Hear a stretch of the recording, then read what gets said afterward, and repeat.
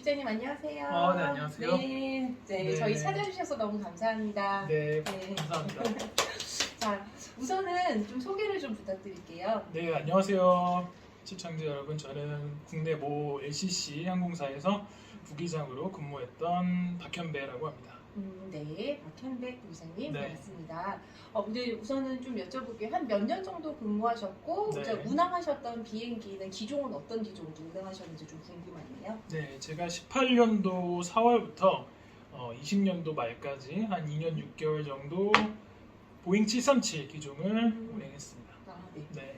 저희도 이제 단거리 비행할 때 737 비행기 진짜 많이 타고 네. 비행을 했었거든요. 네. 자, 그러면은 처음에 이제 조종사라는 직업을 꿈꾸게 되신 계기나 그런 게 있으셨을까요? 네, 저는 아무래도 어렸을 때부터 조종사의 꿈을 가질 수 있었던 이유가 저희 아버지께서 항공사에서 근무를 하셨어가지고 네. 네, 자연스럽게 그 꿈을 꾸게 되었는데요.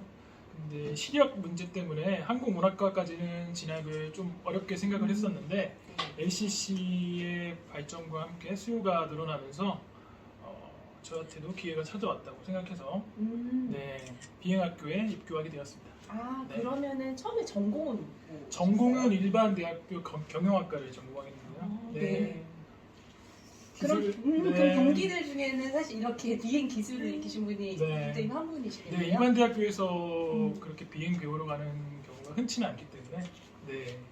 이제 최근에 아무래도 이제 조종사 준비하시는 분들이 정보가 좀 많지 않잖아요. 네. 이게 좀 궁금한 거. 합격 나이는 보통 어느 정도 되시는지 궁금하네요. 보통 합격 나이가 항공사마다 이렇게 특정적으로 명확히 공지를 하고 있지 않기 때문에 천차만별이라고 생각하실 것 같은데 네. 보통 제가 입사할 때 기준으로 말씀드리면 35세 남자 경우 35세 전후해서 이렇게 네. 커트라인이 형성되었던 걸로 생각되어지는데 또 제 동기 중에서는 40 넘으신 분들 그렇기 때문에 꼭 나이에 구애받지 않고 도전을 해주셨으면 좋겠어요. 네, 좀 그래도 희망적인 네. 얘기긴 하네요. 그러면은 아까 전에 이제 시력 문제에 대해서 아까 네. 전에 잠깐 얘기를 해주셨는데 결격 사유가 되는 신체 조건 같은 게 또 있을까요? 아무래도 LCC가 많이 생겨나면서 조종사에 대한 수요가 늘어나면서 그 신체 조건도 많이 기준이 완화가 되었는데요. 시력 같은 부분도 안경 쓰고 나은 시력이라고 하죠. 그게 1.0만 넘으면 충분히 화이트 카드가 발급이 되기 때문에 네. 입사하시는 데는 충분히 문제 없이 들어오실 것 같다고 생각합니다. 그래도 객실 승무원하고 그래도 큰 차이는 없었던 것 같아요. 네, 그런 것 같습니다. 네, 다행이네요. 자, 그러면은 최근에 또 항공사 이제 채용 중인 것도 있더라고요. 그래서 네네. 좀 궁금한 것. 면접 준비하실 때 저는 이제 조종사도 면접이 조금 이제 2차가 나뉜다는 건 사실 최근에 좀 알게 됐거든요. 네. 그래서 면접 때 가장 많이 출제되는 질문의 유형들은 보통 어떤가요? 아무래도 1차 면접은 실무 면접이라고 해서 이제 기장님들이랑 운항본부장님께서 참석을 하셔서 실무적인 비행 지식이라던가 이론에 대해서 물어보시는 경우가 많은데 그 부분에 대해서는 이제 지원자분들께서 트렌드가 저보다 더 빠르실 것 같아요. 그래서 그것보다는 이제 2차 면접 최종 면접인데 거기서는 인성 면접을 포함해서 좀 더 사장님 또 임원분들께서 질문을 직접 해주시기 때문에 거기서 이제 공통적으로 나왔던 질문을 제가 말씀드리면 아무래도 기장, 부기장 두 명이서 일하는 그 좁은 공간에서 같이 일하기 때문에 기장님과 내가 맞지 않으면 만약에 기장님께서 부기장에게 일방적인 프레셔를 가하게 된다면 어떻게 대처할 것인가 이게 되게 항공사마다 공통적으로 질문을 받았었던 것 같아요. 네.